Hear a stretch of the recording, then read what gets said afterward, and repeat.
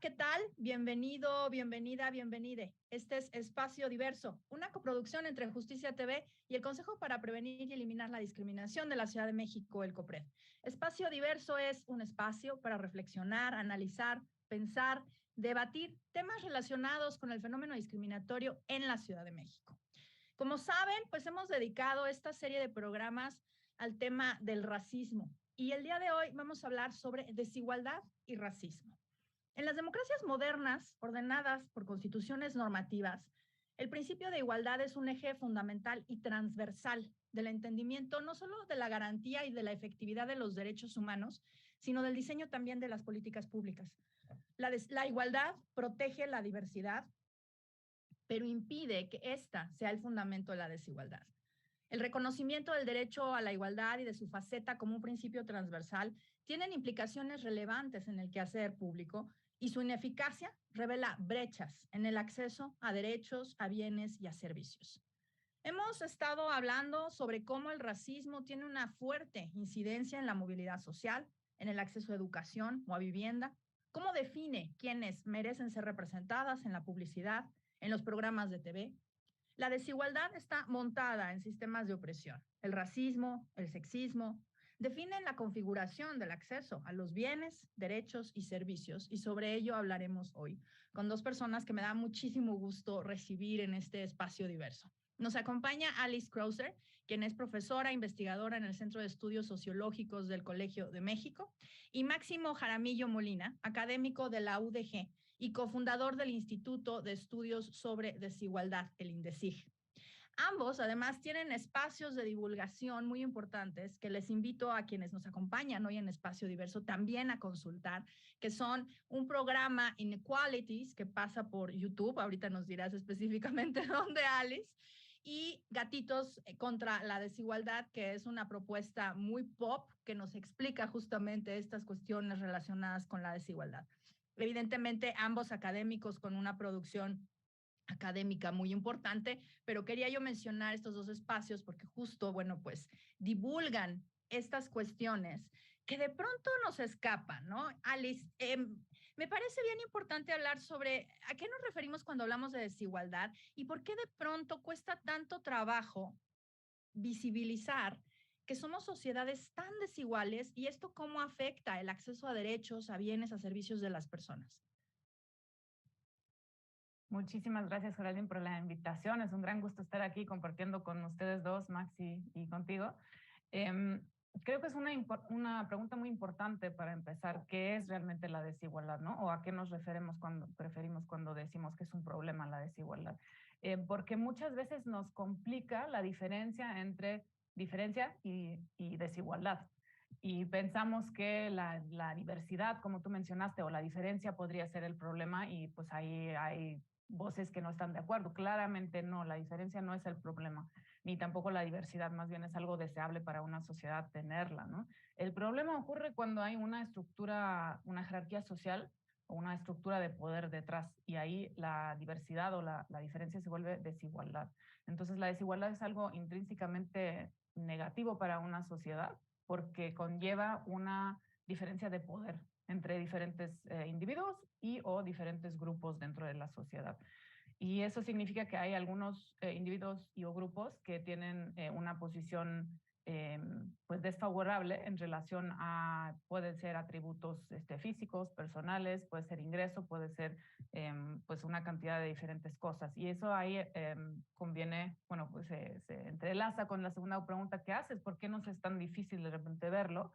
Es porque es un problema bien complejo. La desigualdad es algo multidimensional y por lo tanto pues se puede atacar por muchos lugares, pero también se puede malentender por muchos lugares, ¿no? Entonces cuando pensamos, bueno, la desigualdad a lo mejor nomás es una diferencia de ingreso o de riqueza, resulta que también, aparte de eso, también puede ser un tema de desigualdades sociales o otras desigualdades, como la desigualdad de género, la desigualdad no racial, la desigualdad en capacidades, la desigualdad en acceso a bienes y servicios, etcétera. Entonces hay muchas vertientes que se relacionan, pero no necesariamente van en la misma dirección y no necesariamente al deshacernos de una vertiente de esa multiplicidad nos vamos a deshacer de todas, ¿no? Entonces, como es una cosa tan compleja y pues luego da un poco de flojera pensar en sistemas complejos a veces y nos ponemos en lo de blanco y negro y pues es un tema mucho más gris, ¿no?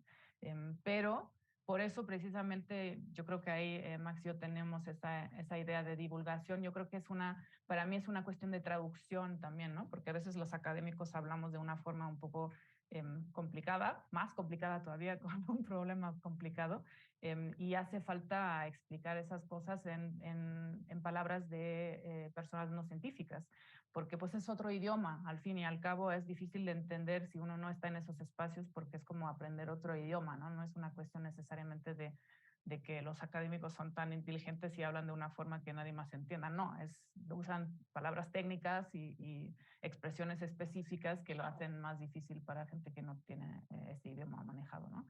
Entonces hacemos, bueno, para mí eso es uno de los objetivos principales, yo creo que para Max también, hacer una especie de traducción para que esos temas se puedan entender también en otros ámbitos, ¿no? No solo que sea una audiencia más amplia que pueda pues disfrutar de algunos de esos resultados de estudios muy interesantes, sino también pues para que se pueda entender en palabras más llanas.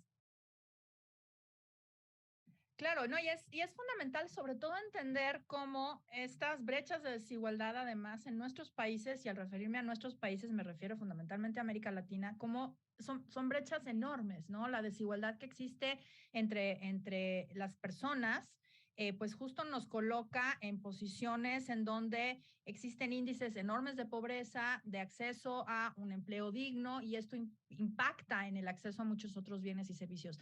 Máximo, ¿por qué crees que haya tanta resistencia en entender por qué la desigualdad es o sea, bueno, existe para empezar, ¿no? ¿Por qué existe la desigualdad y por qué es un problema que debe de ocuparnos y preocuparnos a todas las personas?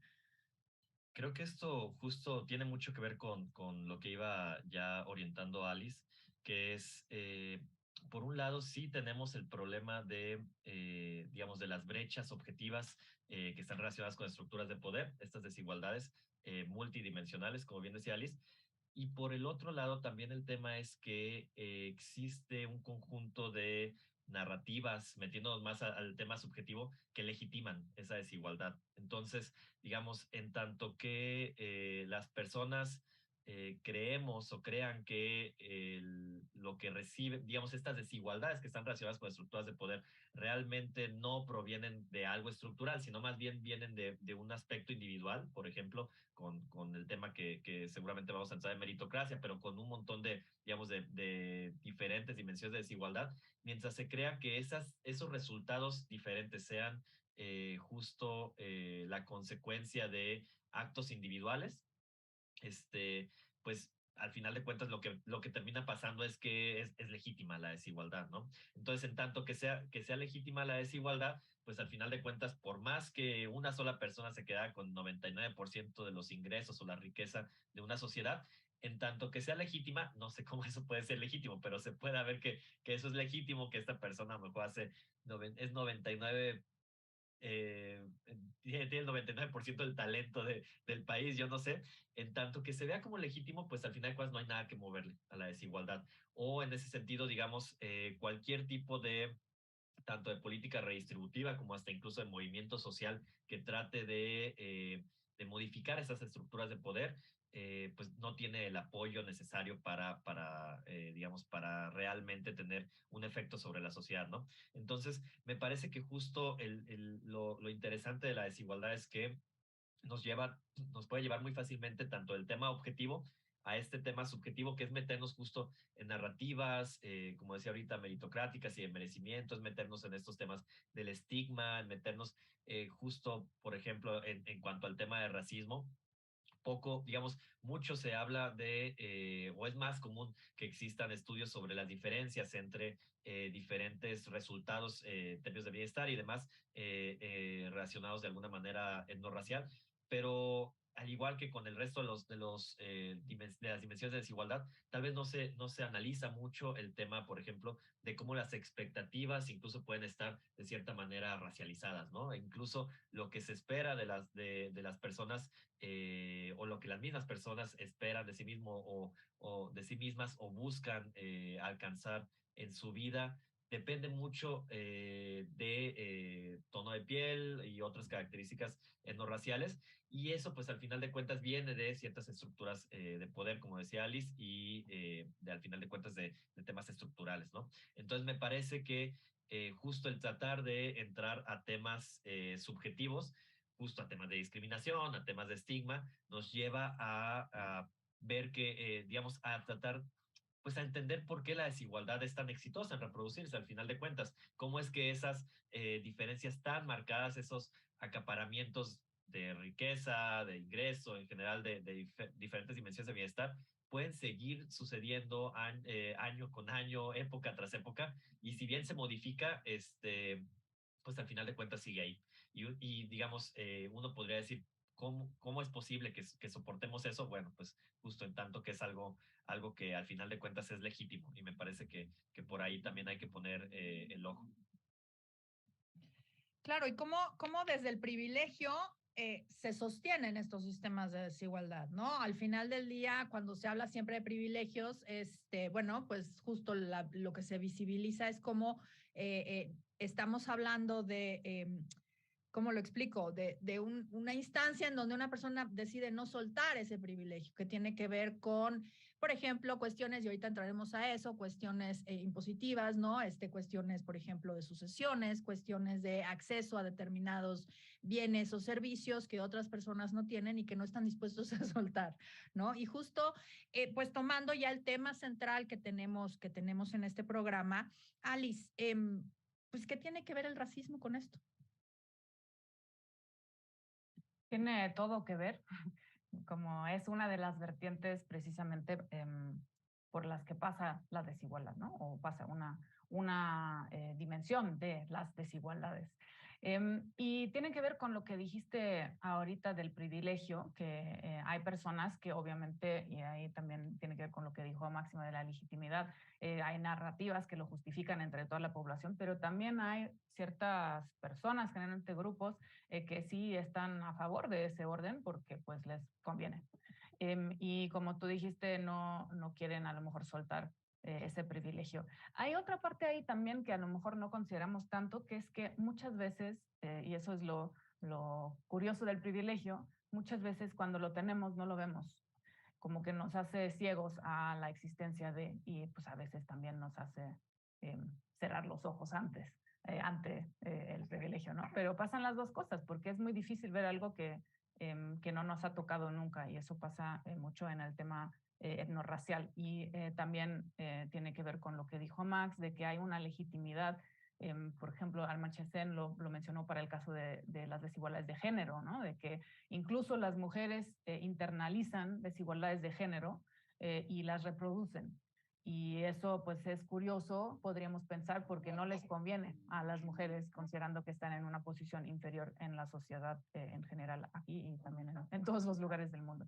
Lo mismo o algo parecido pasa también con temas etnorraciales, de que hay una internalización de una estructura que ha existido por bastante tiempo, precisamente por las narrativas de legitimación, pero también por cuestiones reales de poder. Disculpen. Esa estructura de poder es real y es percibida, ¿no? Y es internalizada por partes de la población, incluso que a las que no les conviene esa estructura. Entonces ahí se puede reproducir y nos lleva a una situación donde hay ciertos grupos de la población que por sus atributos relativamente aleatorios, o sea, aleatorios entrecomillados, porque no es aleatorio, pero podría ser otro atributo, no tiene ninguna razón intrínseca por ser ese atributo, generalmente físico, pero puede ser también otro atributo racializado, es decir, la sociedad les otorga un valor social a un atributo en un principio aleatorio.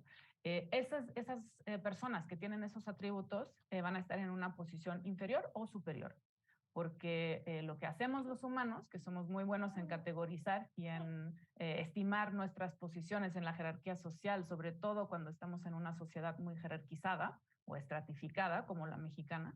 Lo que pasa ahí es que somos muy buenos, muy perceptibles, estamos entrenados desde nuestro nacimiento a entender cuál es nuestra posición y cuál es la posición de nuestro interlocutor, ¿no? Entonces, para jerarquizar si estamos por arriba o por debajo o al igual de esa otra persona, usamos claves o formas de identificar esta posición, que muchas veces pasa por atributos etnorraciales o atributos racializados, ¿no? Por ejemplo, el tono de piel, ya lo mencionó Máximo, pero también tiene que ver con el color de cabello, su estructura, la forma de la nariz, el tamaño de las personas, pero incluso con su forma de hablar, el acento, la forma de moverse, la forma de conducir su, ¿cómo se llama? El idioma corporal, el lenguaje corporal, perdón. Y todas esas cosas se juntan en un perfil etnorracial que percibimos como algo superior o inferior. O sea, no es solamente el pigmento de la otra persona que nos da una idea sobre la posición social que tiene, sino todo ese perfil en conjunto, ¿no? Y eso significa que en una sociedad estratificada, la desigualdad etnorracial, o sea, la diferencia que exista en esa sociedad, pueda usarse como anclaje o como indicador de una posición social. Y eso es donde entra el tema de la desigualdad y vuelve muy complicado la diversidad etnorracial, no porque en sí sea complicada, porque es deseable tener variedad, sino porque se asocia cierta posición en la jerarquía social con un perfil específico étnico o etnorracial. Y eso generalmente son personas que acumulan ya sea privilegios o desventajas con ese específico perfil. En México, para concretizar, suelen ser las personas más blancas que tienen una posición favorable en la estructura social y las personas morenas o afrodescendientes tienen una posición, indígenas, pueden ser diferentes grupos, tienen una posición inferior en la escala social percibida, ¿no? Eso es percibido, es importante, porque no tiene que ver nada, otra vez repetimos, con sus atributos, sino tiene que ver con la posición que les atribuimos. Esas posiciones, ya para terminar aquí, esas posiciones son generalmente las mismas, las que van en posiciones de privilegio y desventaja. Y eso es el problema principal que podemos discutir acá, que se juntan las desventajas en un mismo grupo de personas y se acumulan las ventajas en un mismo grupo de personas. Y ahí se vuelve un sistema sumamente injusto. Sobre todo porque son atributos pues, que uno no elige, ¿no? Claro, y son inmutables además, ¿no? Y justo de pronto. Casi inmutables. Casi inmutables, sí, pero vaya, deshacerse de una forma de ser, además, ¿por qué? ¿No? Me parece inclusive el puro planteamiento de decir, bueno, yo así soy y no por esa razón tendría yo que tener una desventaja social o esta posición fija dentro de una jerarquización de la sociedad. Y justo hablábamos sobre esto hace unos programas con respecto a un estudio de Oxfam que estuvo basado en una encuesta del INEGI que tiene que ver con el tema de la desigualdad, de la movilidad social, y sobre esto vamos a hablar ahorita que regresemos del corte, porque hay un tema que ya Max estaba mencionando que tiene que ver con la meritocracia, ¿no? Y que me parece que es fundamental hablar sobre eso porque justo de pronto vemos opiniones sobre pues no sean flojos, trabajen más y cosas por el estilo que ahorita vamos a ahondar en este programa de desigualdad y racismo. Estamos en Espacio Diverso, no le cambien. Regresamos. Pues estamos de vuelta aquí en Espacio Diverso y estamos hablando sobre desigualdad y racismo. Y pues en este bloque me gustaría retomar lo que dejamos pendiente sobre el tema de la meritocracia y cómo de pronto, pues personajes desde todo el privilegio nos dan recetas infalibles, ¿no? Sobre cómo llegar a tener todo lo que ellos o ellas tienen, ¿no? Levantarnos a las 5 de la mañana, pues trabajar duro, ¿no?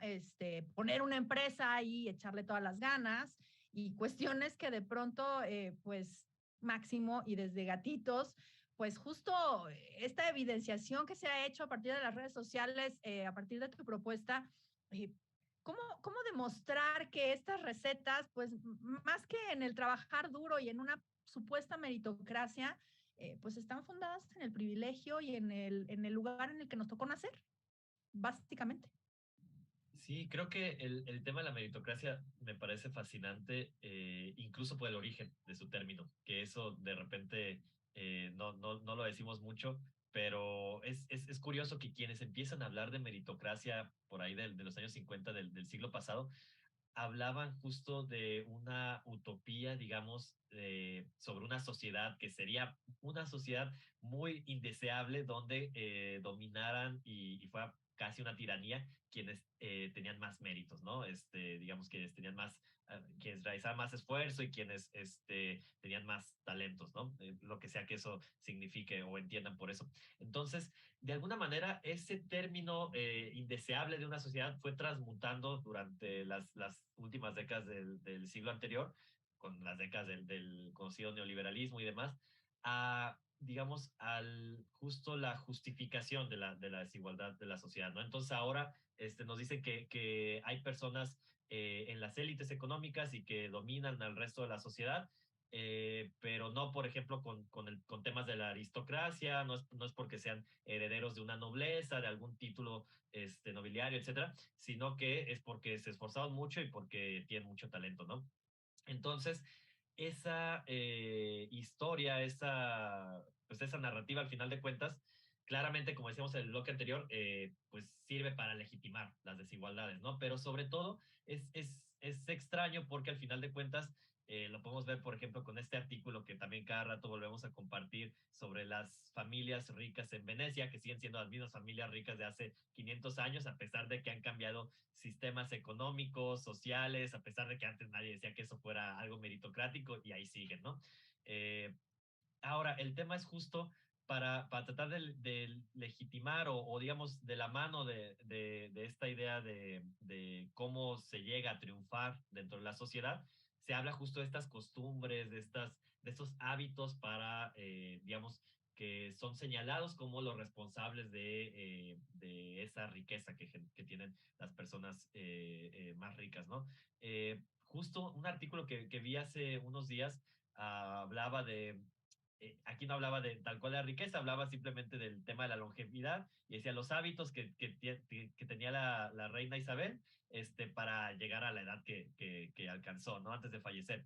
Y justo algunos tweets que veíamos en redes sociales lo que decían es, bueno, entre todos esos hábitos, pues se les olvida, por ejemplo, ser millonaria, ser básicamente no tener que hacer nada por ti misma y que ser de la realeza implique que puedan hacer todo por ti, etcétera, ¿no?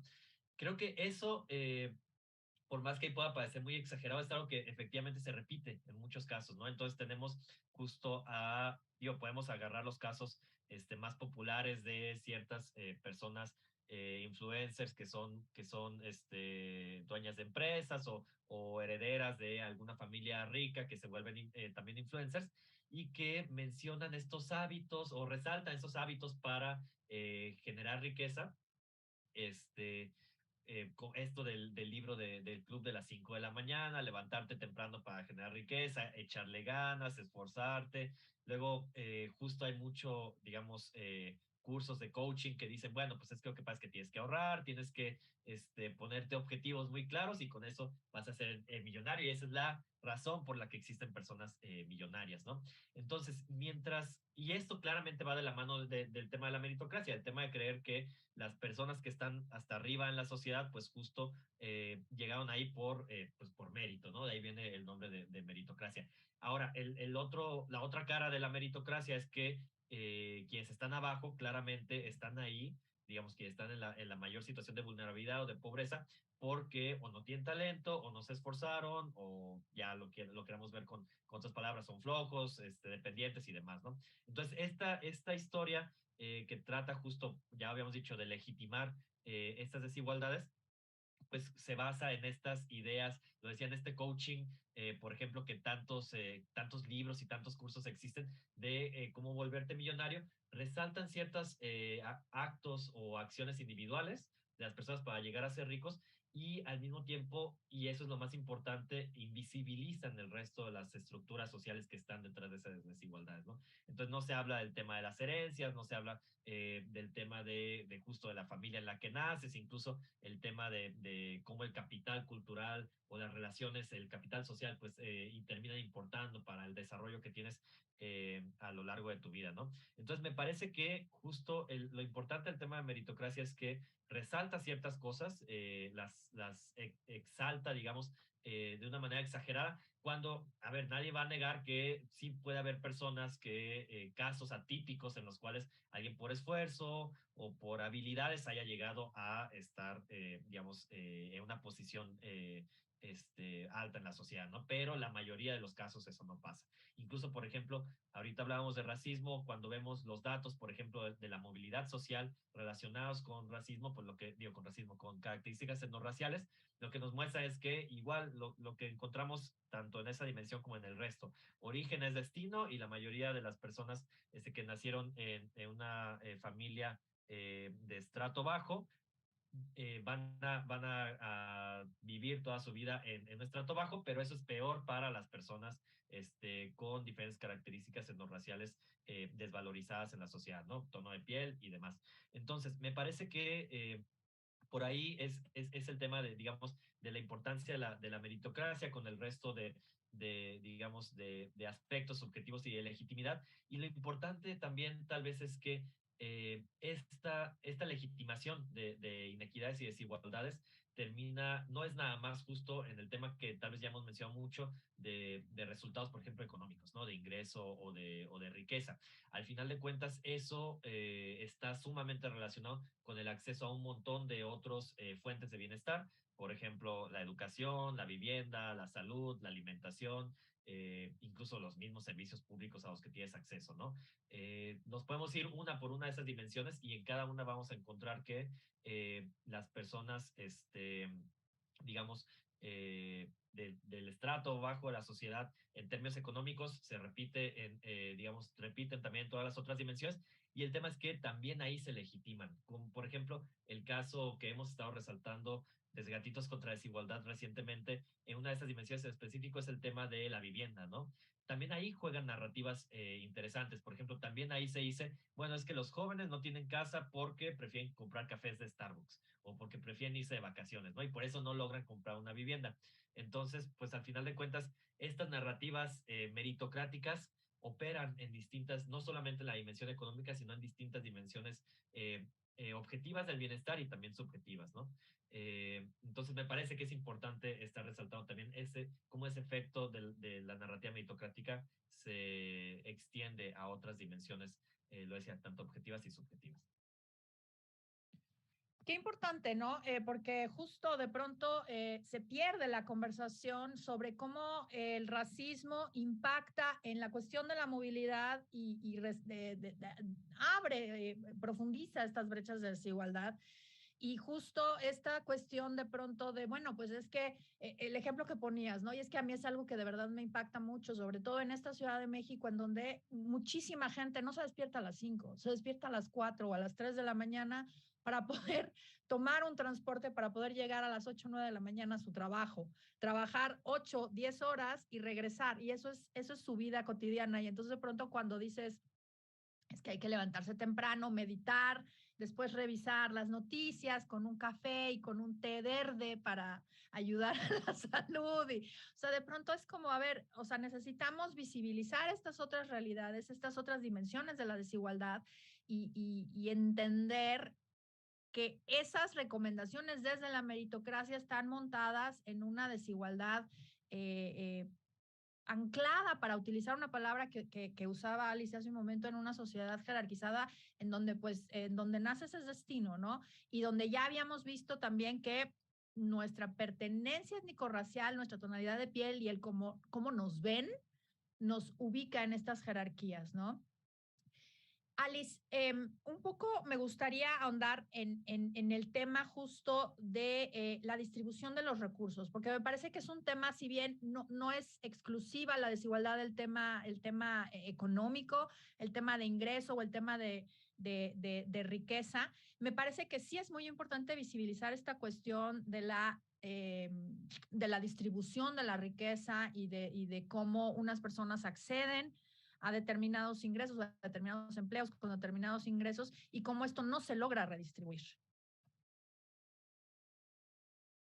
Sí, creo que es una pregunta o varias preguntas fundamentales, es un tema fundamental, porque precisamente el problema de las desigualdades sociales o grupales que estamos mencionando como la etnorracial es que coinciden o van, las líneas van en la misma dirección, digamos, que la distribución de riqueza, ¿no? Es decir, las personas que tienen desventajas sociales, muchas de esas Max ya las mencionó, también ahí podríamos añadir temas de salud mental o de autopercepción y muchos otros temas subjetivos que tienen que ver también con cómo nos perciben en la sociedad, por ejemplo, etnorracialmente.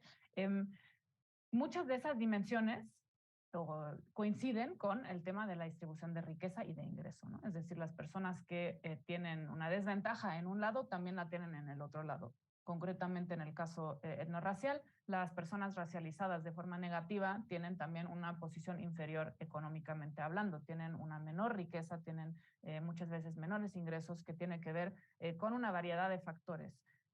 Y generalmente no tiene que ver con su preparación, ni con las ganas que le echan, ni con su talento. Es decir, tiene más que ver con la discriminación que puede existir actualmente y la discriminación que ha existido históricamente, ¿no? Ahí podemos diferenciar entre o es un efecto acumulado, digamos. Históricamente, si ha habido discriminación contra un grupo específico, pues van a empezar en una posición inferior o más precaria que las personas que no han tenido esa discriminación o esas desventajas históricas. Y aunado a eso, todavía hay efectos de discriminación actuales también, ¿no? Prejuicios que se enfrentan, tratamientos desfavorecibles y también incluso pues negación a acceso a ciertos espacios, sobre todo, por ejemplo, laborales, ¿no?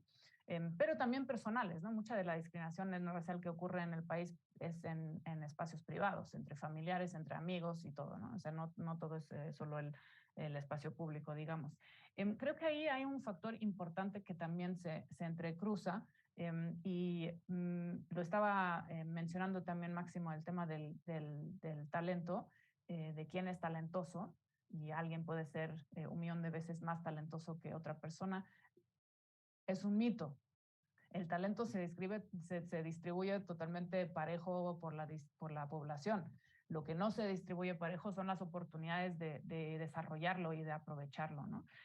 Y ahí la otra dimensión es que también tenemos que considerar quién y cómo, o sea, quién define y cómo se define el mérito o el talento en sí, pero el mérito de percibir algo. Porque puede haber personas que trabajan muchísimo en un tema, por ejemplo, en el cuidado de personas ancianas, que son muy talentosas en ese aspecto, pero no son remuneradas de una forma muy alta, ¿no? Mientras que otras personas, un ejemplo muy típico es ciertos hedge fund managers en servicios financieros que inventan un nuevo producto para sacar aún más provecho de unas deudas colaterales, pues eso sí son remuneradas de una forma muy exhaustiva.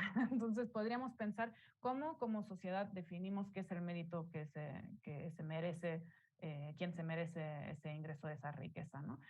Y obviamente ahí cuando nos metemos un poco más a fondo vamos a ver que hay intereses en cómo está, o sea, no digo que alguien específicamente está ahí apuntando cómo se define, sino más bien no es una definición neutral lo que es el mérito en esta sociedad, ¿no? Y ahí precisamente también se empiezan a explicar las cosas que mencionaste tú hace un momento, Geraldina, sobre las personas que se levantan a las 5 o 4 o 3 de la mañana para acceder a sus trabajos y no están en la cúspide de la distribución de riqueza. No está de más echarle ganas, nunca, ¿por qué no?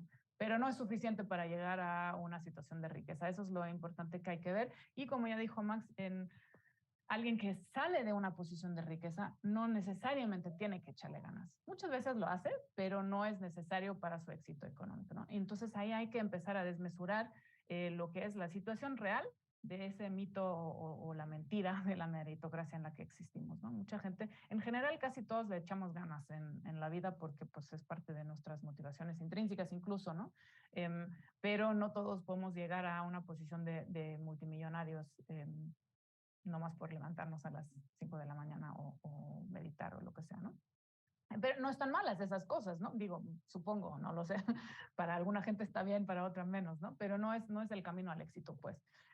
Y ahí, para regresar al origen de la pregunta con la relación etnorracial, ahí el problema es que como la distribución de riqueza es tan desigual para empezar, y esa distribución de riqueza, como ya mencioné hace rato, coincide con ciertos perfiles etnorraciales, significa que si no cambiamos esa distribución de riqueza, difícilmente vamos a poder deshacernos del trato desigual por otros motivos, como por ejemplo el etnorracial, ¿no? Entonces, una de las como políticas anti-desigualdad etnorracial o antirracista es una distribución de riqueza, así de fácil, porque hoy día las personas racializadas de forma negativa están en una posición muy inferior en temas de riqueza y las personas racializadas de una forma positiva pues están en una posición muy superior, ¿no? Entonces, esa distribución para cambiarla también afectaría luego a la posición desigual de grupos etnorracializados. Claro, sobre eso ahorita en el último bloque me gustaría regresar sobre justo el tema de políticas para la distribución de la riqueza, ¿no? Ahorita ya en el minutito que nos queda, estaba yo recordando cómo a ver, esta idea que pones, Alice, de cómo definimos el talento o el mérito, por un lado, y por el otro lado, que también ya ambos lo han mencionado un poco, y que tiene que ver con esos ámbitos en los que se mueven las personas que tienen más privilegio. Y me vino a la mente inmediatamente un episodio que vimos hace unos días de un hombre que le fueron a cerrar su negocio y salió con un cuchillo a amenazar a los verificadores. Y pongo este ejemplo porque justo me parece que ilustra todo este privilegio de una persona que se siente con la impunidad absoluta para poder hacer algo así y que hubiera pasado, o sea, a ver, pongo mi negocio en condiciones, pues quizá no muy legales, ¿no? Y eso se me permite porque me muevo en un cierto ambiente de privilegio. Hago eso y se me permite porque me muevo en un cierto ambiente de privilegio.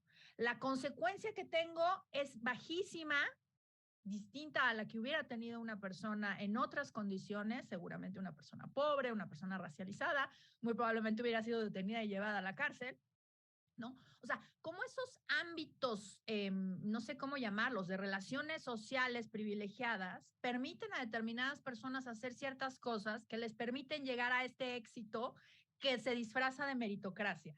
No sé si estás de acuerdo, Max, ¿cómo lo ves?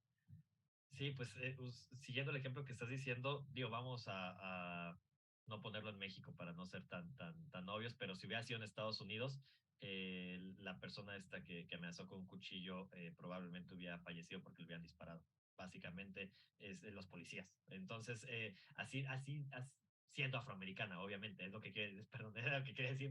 No, dije, si fuera una persona afroamericana en Estados Unidos, le hubieran disparado porque era muy peligrosa. Entonces, claro, justo ahí, en ese tema, por ejemplo, de cómo actúan los cuerpos de seguridad pública frente a las personas de una manera racializada, es muy claro cómo estos privilegios se notan de manera inmediata con, por ejemplo, lo que estás diciendo. Entonces, totalmente de acuerdo con esa, al final, con esa idea de cómo ese privilegio termina reproduciéndose ahí. Sí, ¿no? Y cómo va afectando justamente nuestro acceso a estos bienes, servicios y privilegios al final del día que se van sumando unos a otros, ¿no? Entonces, creo que es importante visibilizar eso, ejemplo desafortunado, sin embargo, bueno, vino a mi mente porque realmente fue algo, me parece escandaloso, ¿no?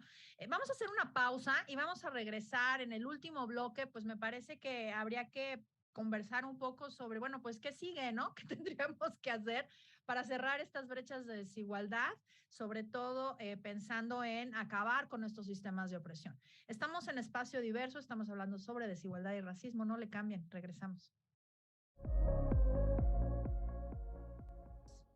Pues Pues ya estamos acá de vuelta en el último bloque de Espacio Diverso. Estamos hablando sobre desigualdad y racismo.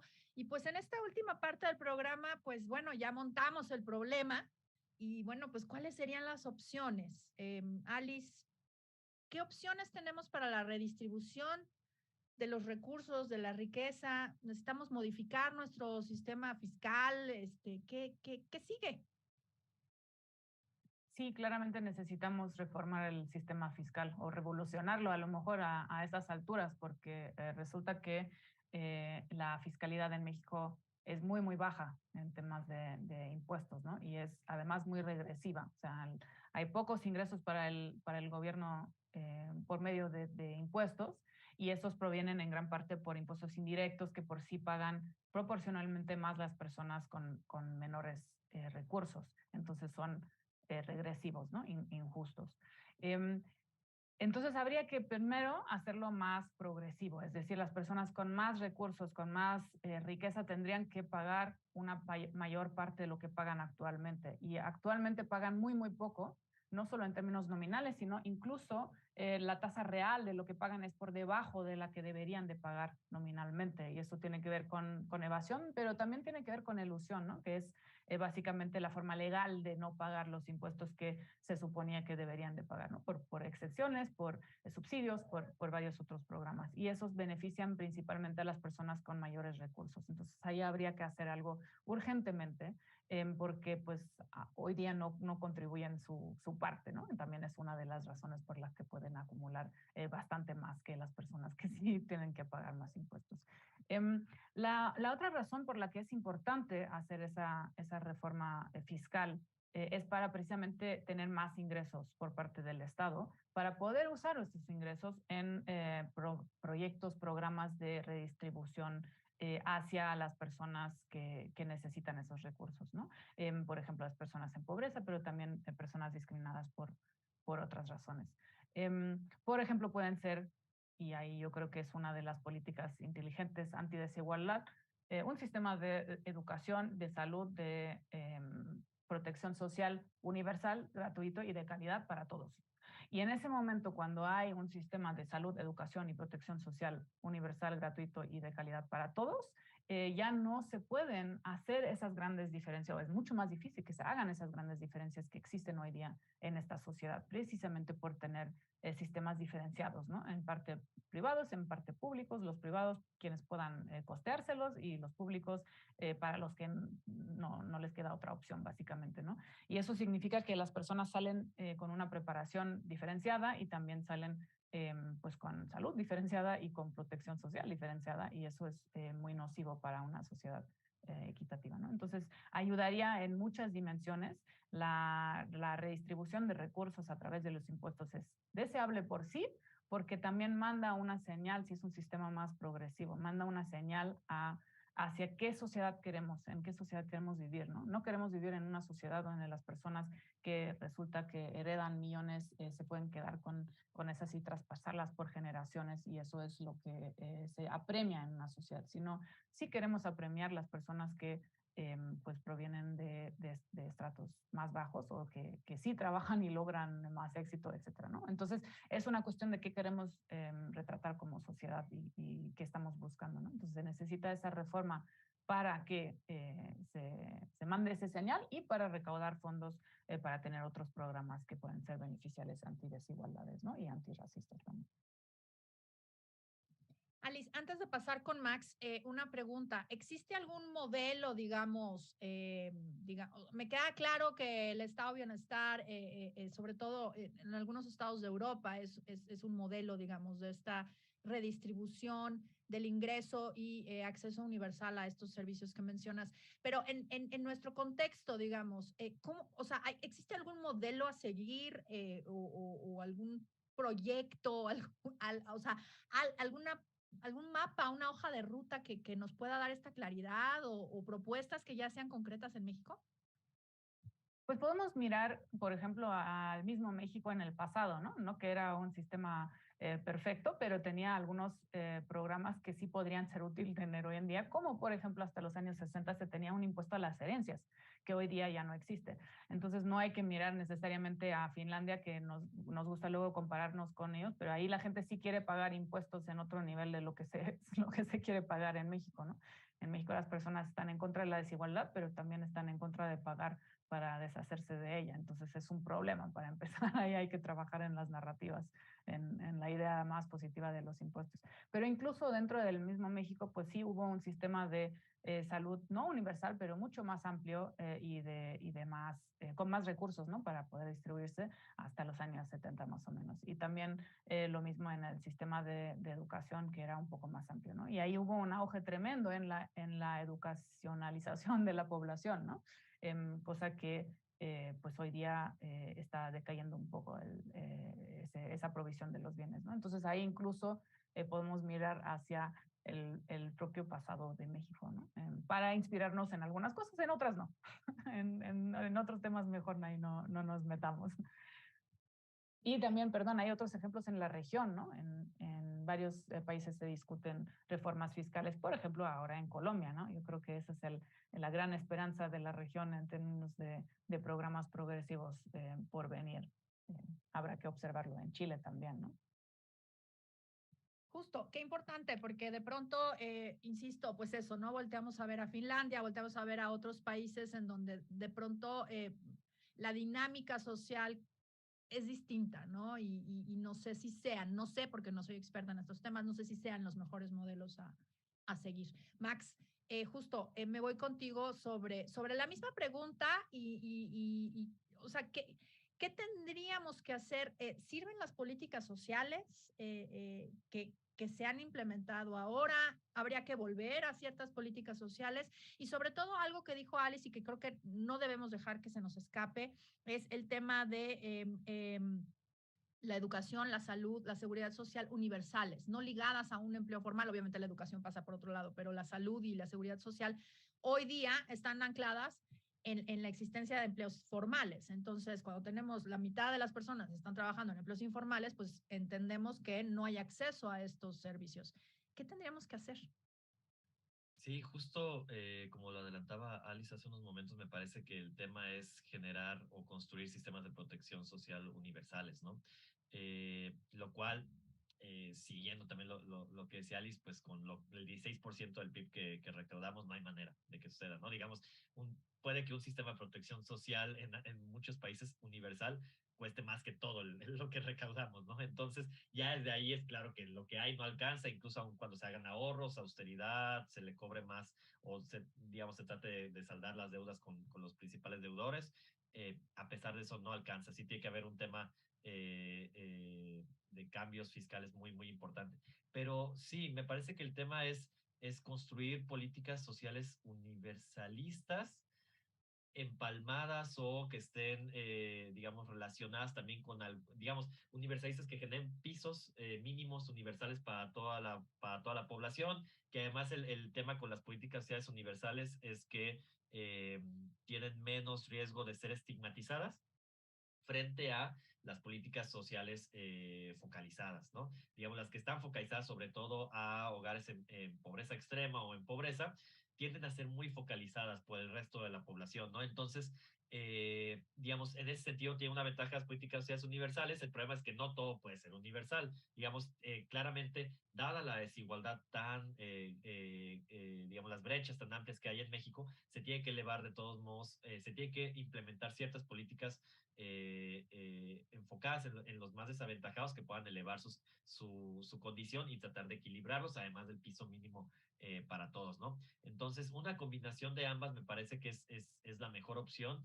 En ese sentido, me parece muy bueno, por ejemplo, hablando de políticas sociales universales, el aumento descomunal que ha tenido el presupuesto para la pensión de adultos mayores. Por ejemplo, en México está siempre se me olvidan las cifras, pero para el 2023 está proponiendo que llegue por encima de 300,000 millones de pesos. Es una cosa que nunca un programa social de transferencias monetarias había ni siquiera pensado en alcanzar en sexenios anteriores, ¿no? Eso me parece muy bueno. El problema es justo, pues también a quienes, por ejemplo, tenían este programa que estaba focalizado a los hogares en pobreza extrema y que es criticable por un montón de razones, pero que al final de cuentas representaba el 25% de los ingresos de las personas del decil 1, del 10% más pobre, que es Prospera. Pues ese programa, si bien no que regresara, un programa que sustituyera el ingreso que le llegaba a esas personas de manera focalizada, me parece que sería muy importante, sobre todo porque se cayó, digamos, el ingreso que le llega a los hogares más pobres por transferencias monetarias. Ahora, siguiendo el tema de la estigmatización de las políticas sociales, me parece que justo, y también retomando lo que decía Alice sobre la voluntad para pagar impuestos o no en México, me parece que justo el tema tiene que ir, al igual como todo lo que hemos hablado, tiene que ir por el lado objetivo, digamos, cómo hacer el cambio en temas de desigualdad, tiene que ir en México, tiene que ir por el lado objetivo, todo lo que estamos diciendo, pero también subjetivo. Y en ese sentido me parece que justo desmontar estas narrativas que estamos mencionando sobre desigualdad sobre meritocracia puede tener un efecto importante en generar más apoyo a los programas sociales, ya sea universalistas o focalizados, y en general a pagar más impuestos, ¿no? Por ejemplo, digamos, hay mucha evidencia respecto de que diversos sesgos que existen sobre la desigualdad, digamos, la creencia de estos mitos sobre meritocracia, sobre las causas de ser rico, las causas de ser pobre y demás, impactan, como ya decíamos, al final cuando legitima la desigualdad y en tanto que legitima, impacta qué tanto estás a favor de políticas redistributivas, ya sea de impuestos o de programas sociales. En ese sentido, me parece que una tarea bien importante, y en ese sentido es bien importante lo que hace Alice y lo que hacemos las demás personas que tenemos proyectos de divulgación, es muy importante justo tratar de pegarle a esas narrativas para generar automáticamente más apoyo a las herramientas redistributivas que tiene el Estado.